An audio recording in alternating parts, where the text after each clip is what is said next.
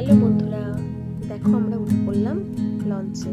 তো আমার মেয়ে লঞ্চ বলে না, এটাকে বলে হচ্ছে ওর কাছে নাকি এটা নৌকা। তো প্রচণ্ড ভিড় ছিল, তো আমরা কেউ বসার জায়গা পাইনি, তো আমরা দাঁড়িয়েই গেছি। আমার মাকে শুধু একটু বসিয়ে দিয়েছিলাম আর মার কাছে আমার মেয়েকে দিয়ে দিয়েছিলাম।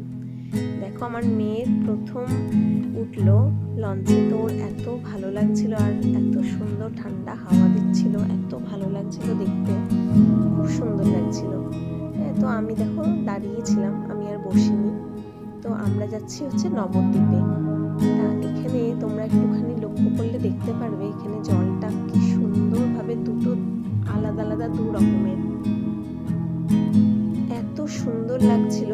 আর আমার মেয়ে এত গল্প করছিল, ওর এত প্রশ্ন, হ্যাঁ, যে মা এটা কি, এটা কেন হচ্ছে।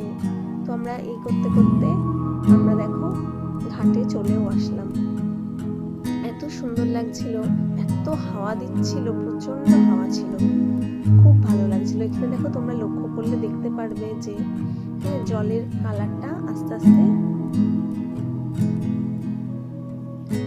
প্রচন্ড গরম ছিল কিন্তু আমাদের এই সময় মানে এত সুন্দর হাওয়া চলছিল, মনে হচ্ছে এটার থেকে আর নামবো না, এখানেই থাকি, এত ভালো লাগছিল। তো আমি দেখলাম যে মানে সাধারণ মানুষরাও যারা ওখানে থাকে তারাও এপার ওপার করে।